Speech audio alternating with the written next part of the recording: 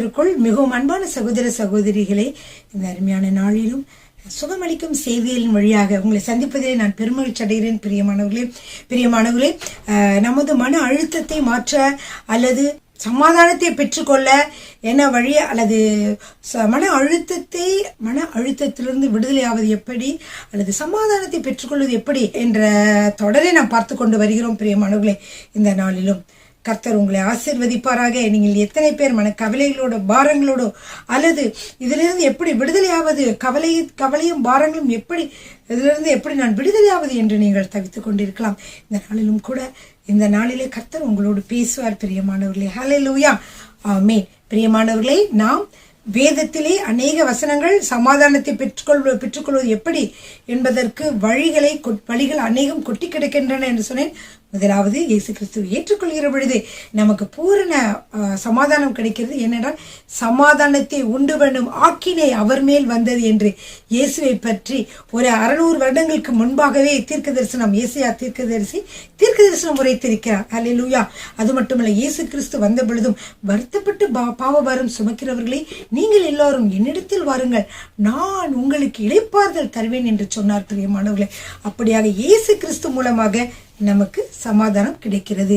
இரண்டாவது, வேதத்தை வாசிப்பதன் மூலமாக நமக்கு மிகுந்த சமாதானம் உண்டு. வேதத்தை நேசிக்கிறவர்களுக்கு மிகுந்த சமாதானம் உண்டு என்று சொல்லி நாம் வேதத்திலே நாம் வாசிக்கிறோம்.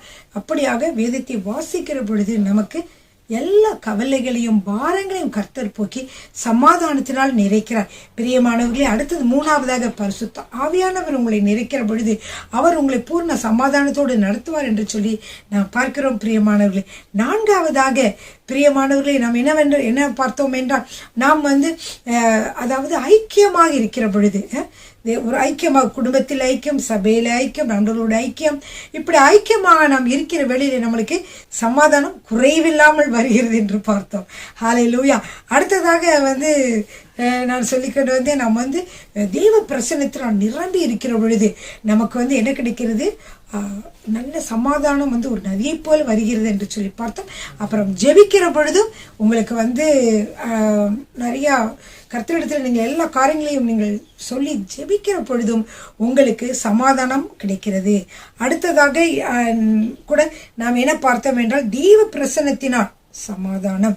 யோவான் 20:19 வாசித்தோம். வாரத்தின் முதல் நாளாகிய அன்றைய தினம் சாயங்கால வேளையிலே சீஷர்கள் கூடியிருந்த இடத்தில் யூதர்களுக்கு பயந்ததினால் கதவுகள் பூட்டியிருக்கையில் இயேசு நடுவே உங்களுக்கு சமாதானம் என்றார். இப்படியாக புதிய ஏற்பாட்டிலே இயேசு உங்களுக்கு சமாதானம் சமாதானம் சமாதானம் என்று 3 இடங்களிலே சொல்லியிருக்கிறார். பிரியமானவர்களே, எனவே இயேசு கிறிஸ்து உங்கள் நடுவிலே வருகிற பொழுது உங்களுக்கு சமாதானம் கிடைக்கிறது. ஹல்லேலூயா.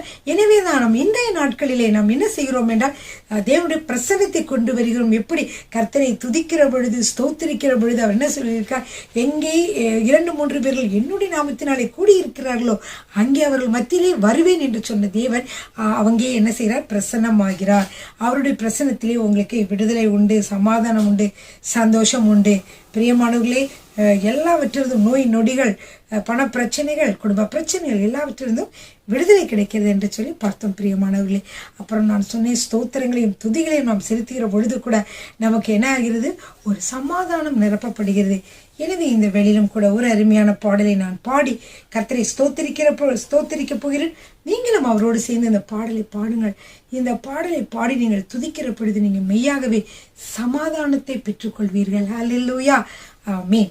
அடைக்கலமே உமது அடிமை நானே. ஹல்லேலூயா. ஆக்சுவலி நம்ம ஆண்டவருடைய அடிமைகள் கிடையாது. நம்மள யாரு, தேவனுடைய பிள்ளைகளாக இருக்கிறோம். ஆனால் ஒரு பக்தர் அவ்வளோ உருக்கமா பாடியிருக்காரு, அந்த உலகத்துல வேற எதுக்குமே நான் அடிமையாக மாட்டேன் ஆண்டவர், உம்முடைய அன்பிற்கே நான் அடிமை, உமைக்கே அடிமை என்று அவர் ஒரு பாடலை பாடியிருக்கிறார்.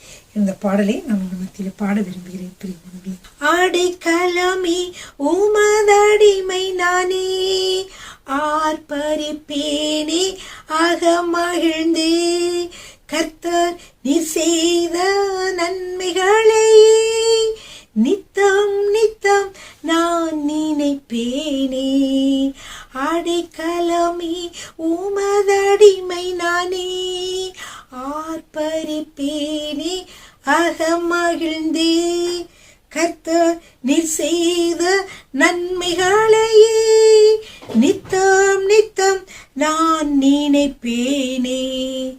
அளவற்ற அன்பினால் அணைப்பவரே, எண்ணற்ற நன்மைகளால் நிறைப்பவரே. அளவற்ற அன்பினால் அணைப்பவரே, எண்ணற்ற நன்மையால் நிறைப்பவரே. மாசில்லாத நேசரே, மகிமை பிரதாபா, பாசத்தால் உம் பாதம் பற்றிடுவேனே.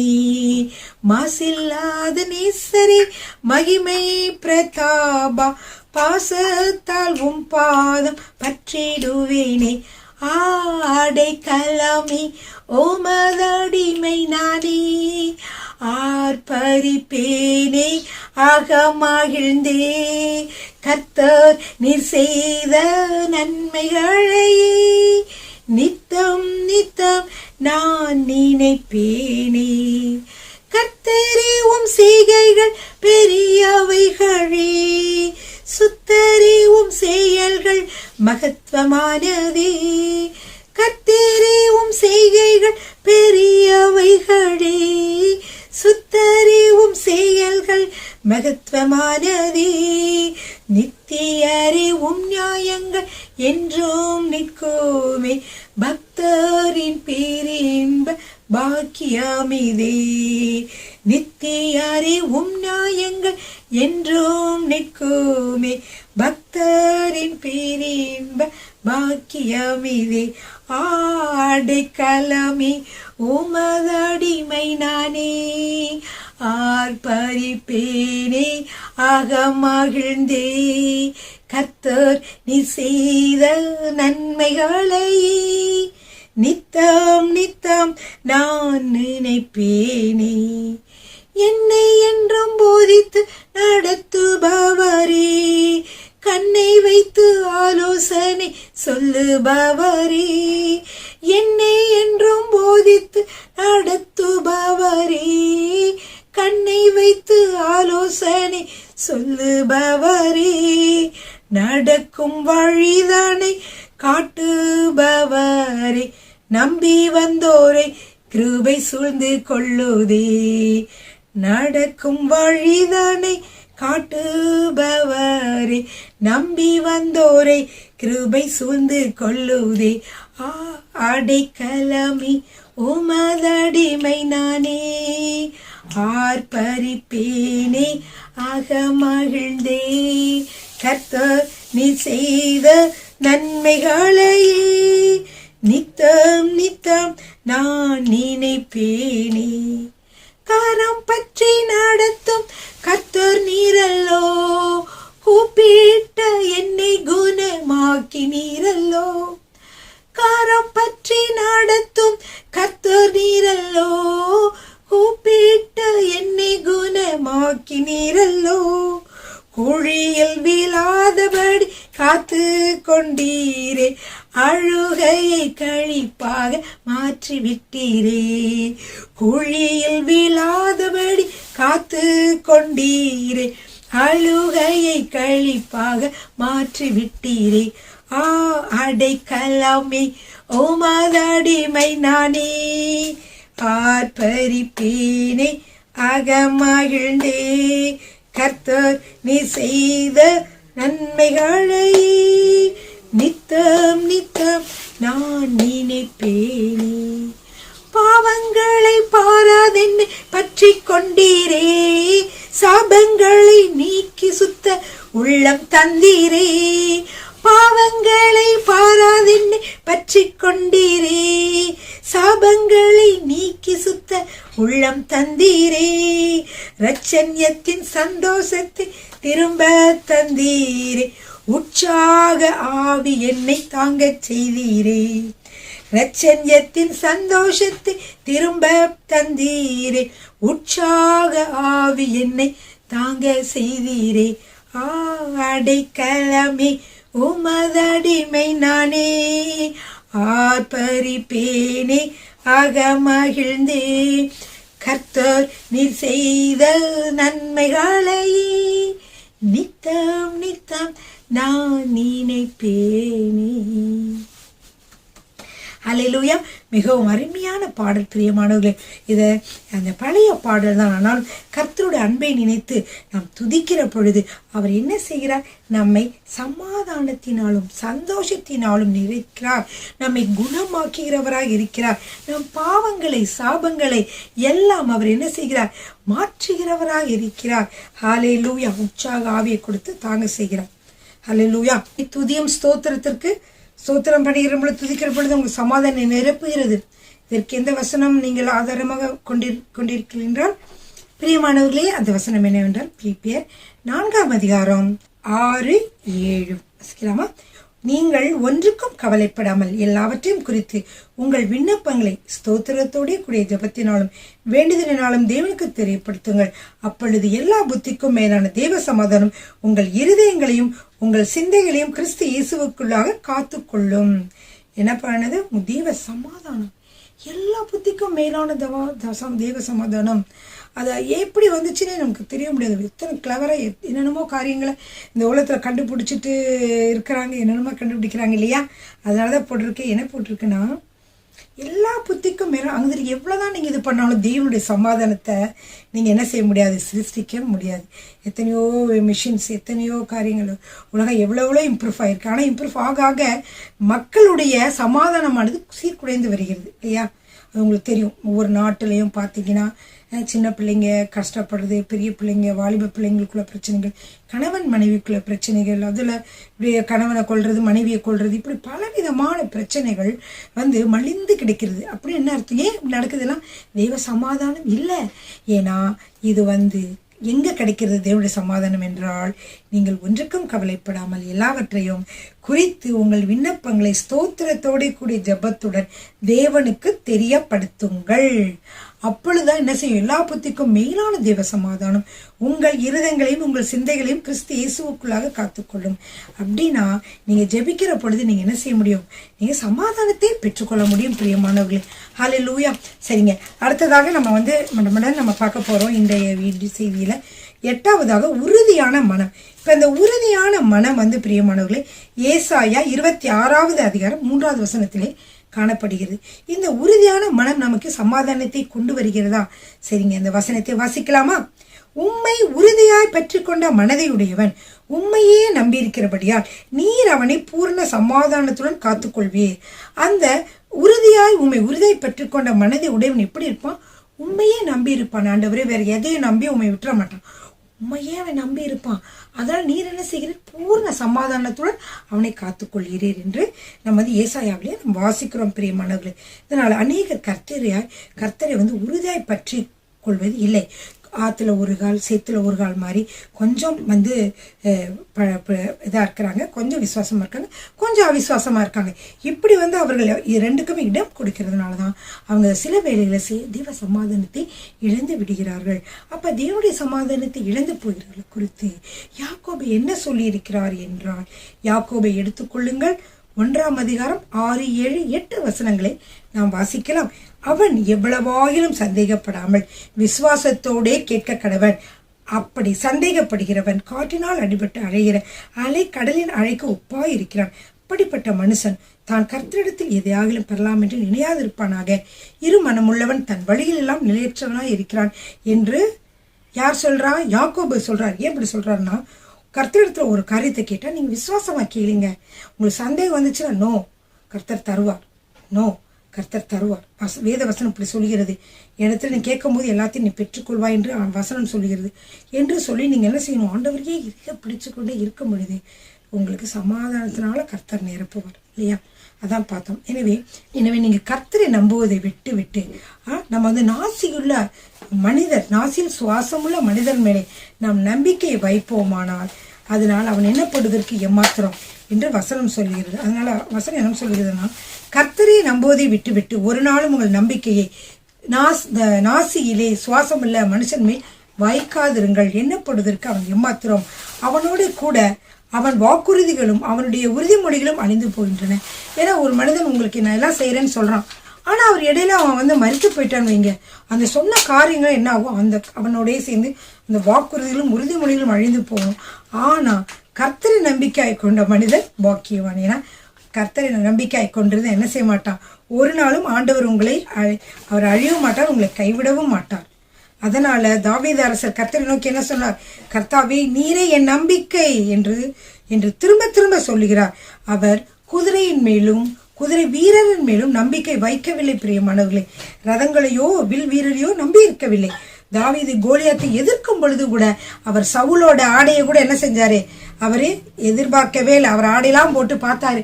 நல்லா என்னது போர் வீரர்களுக்குரிய எல்லா ஆடையும் சவுல் கொடுத்தாரு. தாவீது போட்டு பார்த்துட்டு தொலைன்னு இருந்துச்சு. அவருக்கு அது பிடிக்கவே இல்லை. அவர் சொல்லிட்டாரு, வேணாம், எனக்கு இதெல்லாம் வேண்டாம் அப்படின்னு சொல்லிட்டு ஒண்ணுமே இல்லாம போனாரு.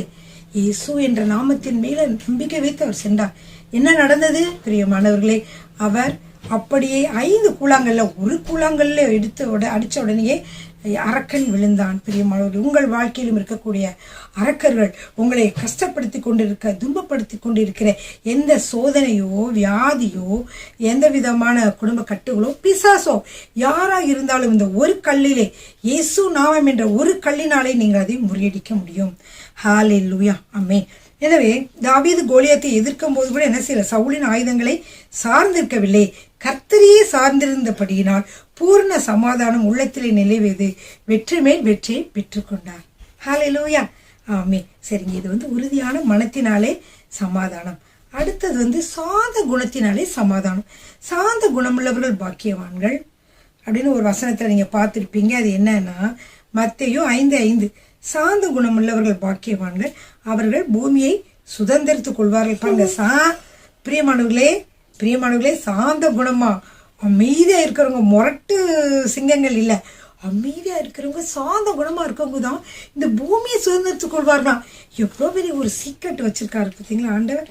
அல்லேலூயா. அது மட்டும் இல்ல, சங்கீதம் 37:11 வாசித்தீங்கன்னா, சாந்த குணம் உள்ளவர்கள் பூமியை சுதந்திரித்து மிகுந்த சமாதானத்தினால் மனமகிழ்ச்சியா இருப்பார்களாம். ஹல்லேலூயா. சாந்த குணம் எவ்வளவு முக்கியம். இயேசு கூட இந்த உலகத்திலே வாழ்ந்த பொழுது அவர் சாந்த குணமுடையவராகவே இருந்தார் பிரியமானவர்களே. எனவே அப்படின்னு என்ன, சாந்த குணம் உள்ளவர்கள் பதற மாட்டார்கள், அவசரப்பட மாட்டார்கள், கோபப்பட மாட்டார்கள், எரிச்சல் அடைய மாட்டார்கள், எல்லாவற்றையும் பொறுமையோடு சகித்துக் கொள்வார்கள். எல்லாரோட பேசும் பொழுதும் அவங்களுடைய எந்த வித்தியாசமான குணங்கள் இருந்தாலும் அவங்கள என்ன சொல்லுவாங்க, அவங்க சகித்துக் கொள்வார்கள். நீங்கள் அவசரப்படுகிறவர்களையும் ஆவேசப்படுகிறவர்களும் சண்டை போடுகிறவர்களும் கவனித்துப்பார்கள் பாருங்கள், அவருடைய தனிப்பட்ட வாழ்க்கையிலும் சமாதானம் இருப்பதில்லை, குடும்பத்திலும் சமாதானம் இருப்பதில்லை. ஆகவே நீங்கள் சாந்த குணத்தை நாடி அதற்காக ஜெபியுங்கள். அப்பொழுது தேவனுடைய சமாதானத்தை ஈவாக பெறுவீர்கள். ஹல்லேலூயா. அடுத்து 10வது என்னவென்றால் தேவ நீதி. இந்த தேவ நீதியை பார்த்தீங்கன்னா, சத்தியமும் ஒன்றையொன்று சந்திக்கும், நீதியும் சமாதானமும் ஒன்றையொன்று முத்தம் செய்யும் என்று சங்கீதம் 85:10. அப்படின்னா ஒரு நீதியோடு நீதி நியாயமா இருக்கிற பொழுது சமாதானம் கிடைக்கும். யாரையாவது ஏமாத்தினா, சில பேர் கள்ளம் கபடம் திருட்டுத்தனமா ஏமாத்துவாங்க. எவ்வளவு நேரத்துக்கு அந்த சந்தோஷம் சமாதானம் இருக்கும்னு பாக்குறீங்க, கொஞ்ச நேரம் தான் இருக்கும். அதே மாதிரி இவங்க எப்படி அடுத்தவங்களை ஏமாத்துறாங்களோ அதே போலவே இன்னொரு தடவை அவர்களுக்கும் ஏமாற்றங்கள் அடுத்தவர்களுக்கு ஏமாற்றுகிற பொழுது சமாதானம்லாம் என்ன செய்யும், போயிடும். சரிங்க. அப்போ நீதி நேர்மை உள்ளவர்களாகவும் ஒருதலை பட்சமாக தீர்ப்பு சொல்லாமல் நீங்கள் இருக்க வேண்டும். மனசாட்சி என்ன சொல்லுகிறதோ, ஆவியானவர் என்ன சொல்லுகிறாரோ அதன்படி செய்யுங்கள். இப்பொழுது நீதி உங்களுக்கு விளங்கும். சிலர் முகத்தாட்சணியம் பார்ப்பார்கள். முகத்தாட்சணியம்னா பணக்காரன் ஏழை அல்லது அவங்களுடைய ஊருக்காரவங்க அல்லது ஜாதி, அவங்களுடைய மதம், அவங்களுடைய ஆளுகை அப்படின்னு சொல்லிட்டு பல காரியங்களை பார்ப்பார்கள். இப்படிப்பட்டவர்கள் நீதி எதிர்பார்க்க முடியாது, அவர்களுக்கு சமாதானம் இருப்பதில்லை. இப்ப சமாதானமா இருக்கணுமா, நீங்க நீதியை செய்யுங்க. நீதினா என்ன, எல்லா மக்களையும் கர்த்தர் தான் சிருஷ்டித்தார். எனவே எல்லா மக்களும் சரிசமமாக நீங்கள் நேசியுங்கள். சமமாக அவர்களுக்காக கிரியை செய்யுங்க. ஒருத்தருக்கு பெஸ்டா செய்யறது இன்னொருத்தருக்கு நீங்க செய்யாதீங்க. எல்லாருக்கும் ஒரே மாதிரி. ஊழியக்காரவங்க மற்றவங்களுக்கு ரொம்ப ஹை, மற்றவங்களாம் விசுவாசிகள் அவங்கள ரொம்ப தாழ்வா நடத்துற, அப்படி இல்லை. எல்லாருமே நீங்க சமமா நடத்துங்க. உங்களுக்கு சமாதானம் சந்தோஷமும் நிறைந்து இருப்பீர்கள். அல்லேலூயா. எனவே நம்முடைய தேவனும் நீதி உள்ளவர், அவர் எல்லோரையும் ஒரே மாதிரி நேசிக்கிறவர், அவர் பட்சபாதம் உள்ளவர் அல்லவே என்று சொல்லி நாம் வாசிக்கிறோம். நம்ம ஒருவருக்கும் தூரமானவரும் அல்ல என்று சொல்லி அப்போஸ்தலர் 17:27 நாம் வாசிக்கிறோம் பிரியமானவர்களே. ஏனென்றால் அவர் தீயோர் மேலும் நல்லோர் மேலும் தமது சூரியனை உதிக்க பண்ணி நீதியுள்ளவர் மேலும் அநீதியுள்ளவர் மேலும் மழையை பெய்ய பண்ணுகிறார். மத்தேயு 5:45. ஓகே, கர்த்தருக்கு ஸ்தோத்திரம். பிரியமானவர்களே, நீங்கள் இனிமேல் நீதியாக இருக்க பழகுங்கள். சமாதானம் நிரம்பி வழிகிறவர்களாக இருப்பீர்கள். அடுத்து இன்னொன்று என்னன்னா, நன்மை செய்யுங்கள். ரோமர் 2:10. முன்பு யூதரிலும் பின்பு கிரேக்கரிலும் எவன் நன்மை செய்கிறானோ அவனுக்கு மகிமையும் கனமும் சமாதானம் உண்டாகும். அப்படின்னா என்னன்னா, யூதராக இருந்தாலும் கிரேக்கராக இருந்தாலும் யாராக இருந்தாலும் எவன் நன்மை செய்கிறானோ அவனுக்கே ஆண்டவர் மகிமையும் கனத்தையும் சமாதானத்தையும் கொடுக்கிறார். ஹல்லேலூயா. ஏனென்றால் அவர் பட்சபாதம் உள்ளவர் அல்ல. ஹல்லேலூயா. அப்புறம் பார்த்தீங்கன்னா, நன்மை செய்கிறவனுக்கு கர்த்தர் ஒரு வாக்குத்தத்தம் பண்ணியிருக்கார். என்னவென்றால் ஆதியாகமம் 4:7. நீ நன்மை செய்தால் உனக்கு மேன்மை இல்லையோ, நீ நன்மை செய்யாதிருந்தால் பாவம் உன் வாசற்படியில் படுத்திருக்கும். அப்போ நன்மை செய்வதனால் மட்டுமல்ல, தீமை செய்வதனால் மட்டும் உங்களுக்கு பாவம் உண்டாகிறது இல்ல. நீங்கள் நன்மை செய்யாமல் இருந்தாலும், ஏற்ற நேரத்தில் நீங்கள் நன்மை செய்யாமல் இருந்தாலும் நீங்கள் எப்படி இருக்கும், உங்களுக்கு பாவம் வாசப்படியில் படுத்திருக்கும். எனவே தான் என்னுடைய வாழ்க்கையிலும் நான் எல்லாரும் ஒரே மாதிரி ட்ரீட் பண்ணுவேன். எல்லாருக்கும் நன்மை செய்வேன். யாருக்குமே பச்சைபாதம் பார்க்க மாட்டேன். எனக்கு வீட்டுக்கு வேலை செய்கிற அந்த ஹெல்ப்பராக இருந்தாலும் மெய்டாக இருந்தாலும் அவங்களுக்கும் பசிச்சுன்னா அவங்களுக்கு வீட்லேயும் சாப்பாடு கொடுப்பேன், இல்லை வெளியில் கூட கடையில் கூட்டிகிட்டு போய் ஹோட்டலில் கூட போய் வாங்கி தருவேன். அது எல்லாரையுமே என்னோட நண்பர்களை எப்படி கவனிக்கிறோனோ அதே மாதிரி அவங்களே நண்பர்களாக தான் நினச்சி கவனிப்பேன். ஏனென்றால் அவங்களுக்கு காசு இல்லாமல் இருக்கலாம், ஆனால் அவங்களும் தேவனால் உண்டாக்கப்பட்டவர்கள் தானே. அதனால நம்ம அப்படிதான் நம்ம இருக்கணும் பிரியமானவர்களே. ஹல்லேலூயா. ஆமென். பிரியமானவர்களே, அதே மாதிரி தான் அவங்க ஒரு அழகாக இருந்தாலும் அழகா இல்லாட்டியும், சிவப்பாக இருந்தாலும் சிவப்பாக இல்லாட்டியும், பணக்காரவங்களாக இருந்தாலும் பணக்காரர்களாக இல்லாட்டியும், அது ஆணாக இருந்தாலும் பெண்ணாக இருந்தாலும் யாராக இருந்தாலும் என்ன செய்வோம் ஒரே மாதிரி. சில பெண்கள் பார்த்தீங்கன்னா ஆண்கள்கிட்ட நல்ல இதாக செய்வோம், பெண்களை பார்த்தா செடிச்சுன்னு விழுவாங்க, சரியாக இது பண்ண மாட்டாங்க. உதாரணத்துக்கு ஒரு ஆஃபீஸ்க்கே போகிறீங்கன்னு வைங்க, அவங்க அந்த ஜென்ஸை ட்ரீட் பண்ணுற விதம் ஒரு மாதிரி இருக்கும், பெண்களை ட்ரீட் பண்ணுற விதம் ஒரு மாதிரி இருக்கும். அதே மாதிரி தான் ஆண்களும் சில பேர் என்ன செய்வாங்களா, பெண்களுக்கு கொஞ்சம் கனிவாக பதில் சொல்லுவாங்க. அது அதே நேரத்தில் ஆண்கள் ஏதாவது கேட்டாங்கன்னா படபடன்னு பேசுவாங்க, கொஞ்சம் இதாக பேசுவாங்க இல்லையா. நீங்கள் சுற்றி பார்த்தீங்கன்னா உங்களுக்கு தெரியும். அந்த மாதிரி இல்லாமல் எல்லாரையும் நம்ம என்ன செய்யணும், ஒரே மாதிரி ட்ரீட் பண்ணணும். அந்த பொம்பளை நம்மளுக்கு எதையும் அள்ளி கொடுத்துட்டு போகிறதில்ல, அந்த ஆம்பளை நம்மளுக்கு எதையும் அள்ளி கொடுக்க போகிறதில்ல, இல்லை வேறு ஆண்கள் பெண்கள் நமக்கு அள்ளி கொடுக்காம எதையும் கொடுக்காம போகிறதில்ல. எல்லாரும் என்னென்ன நம்மளுக்கு கொடுக்க வேண்டியதோ அதெல்லாம் கொடுக்க தான் போகிறாங்க இல்லையா. அதனால் நம்ம யாரையுமே நீங்கள் நீதியாக இருங்க, யாரையும் ஒரே மாதிரி எல்லாரும் ட்ரீட் பண்ணுங்க. ஹல்லேலூயா. ஆமீன். அதுக்கு ஒரு மனசு வேணும், அந்த மனசு வேணும். ஆண்டவர்கிட்ட கேளுங்க. எல்லாரையும் நம்ம யாரையுமே நம்ம அற்பமாக எண்ணாதிருங்கள். வேதத்தில் போட்டிருக்கு. 2000 வருடத்துக்கு முன்பாக ஆண்டவர் நிறைய காரியம் நமக்கு எழுதி வைத்து விட்டு போய்விட்டார். சரிங்களா. ஓகே, அடுத்ததாக நீங்க பாத்தீங்கன்னா பாருங்க, அப்போஸ்தலர் 10:38 பாருங்களேன். 10:38. நசரேயனாகிய இயேசுவை தேவன் பரிசுத்த ஆவியினாலும் வல்லமையினாலும் அபிஷேகம் பண்ணினார். தேவன் அவருடைய கூட இருந்தபடியால் அவர் நன்மை செய்கிறவராயும் பிசாசின் வல்லமையில் அகப்பட்ட யாவரையும் குணமாக்கிறவராயும் சுற்றி திரிந்தார். தேவ பிள்ளைகளே, நன்மை செய்ய உங்களுக்கு திராணி இருக்கும் பொழுது அதை செய்யத்தக்கவர்களுக்கு செய்யாமல் இராதீங்கள். தீமையை நன்மையினால் வெல்லுங்கள், உங்களுக்கு சமாதானம் உண்டாகும். உங்களுக்கு நன்மை செய்ய திராணி இருக்கா, தீயவர்களா இருக்கிறாங்க அப்படிங்கிறக்கா வேண்டி நீங்க செய்யாம இருக்காதீங்க. தீமையை நன்மையினாலே வெல்லுங்கள். இப்போ அப்பொழுது என்ன செய்ய, உங்களை செஞ்சுட்டு போய் பாருங்களேன், அப்படியே மனசு ரொம்ப சந்தோஷமா இருக்கும். உங்களுக்கு தீமை செய்தவங்களுக்கு மன்னிச்சுட்டு அதுக்கு பதிலாக அவங்களுக்கு ஒன்று செய்கிறீங்கன்னு வைங்க. அதுக்கப்புறம் உங்களுடைய மனநிலைமை நீங்கள் பாருங்களேன், நம்மளுக்கு தீமை செய்தவங்களுக்கு கூட நம்ம மன்னிச்சுட்டு அவங்களுக்கு உதவி செய்யக்கூடிய ஒரு நல்ல ஒரு மனம் நமக்கு இருந்துச்சு நினச்சி உங்களுக்கு சந்தோஷமாக இருக்கும். ஹல்லேலூயா. அதை நீங்கள் செஞ்சு பாருங்க, நீங்கள் அனுபவிப்பீங்க. சரிங்களா. அடுத்து 12வது என்னவென்றால், ஆவியின் சிந்தையின் மூலம் நமக்கு சமாதானம். மாமிச சிந்தை மரணம், ஆவியின் சிந்தையோ ஜீவனும் சமாதானமும் ஆகும். பிரியமானவர்களே, ஆவியின் சிந்தை என்றால் நம்ம ஸ்பிரிச்சுவலோட தாட்ஸ். இந்த சிந்தை பார்த்தீங்கன்னா சிலருக்கு எப்போ பார்த்தாலும் வீண் சிந்தை கொண்டிருக்கும், அதுல விடுதலை இருக்காது. மாம்ச சிந்தை அது இது அப்படின்னு சொல்லிட்டு பல காரியங்கள், பொல்லாத நினைவுகள், அடுத்தவங்களை தீப்போறாம இதெல்லாம் ஏன் நடக்குதுன்னு தெரியுமா பிரியமானவர்களே? நம்மளுடைய சிந்தனை மனமானது புதிதாக வேண்டும். நம் மனதிலே மற்றவர்கள் யார் யார் என்னென்ன சொல்கிறார்களோ அதை கேட்டு உள்ளே ஸ்டோர் பண்ணி வச்சுக்கிறோம் இல்லையா. சில சமயத்தில் பார்த்தீங்கன்னா புஸ்தகங்கள் மூலயமா சில காரியங்களை கேள்விப்பட்டால் அது தவறான காரியங்களாக இருந்தால் கூட அதை ஸ்டோர் பண்ணி வச்சுக்கிறோம் மைண்டில்.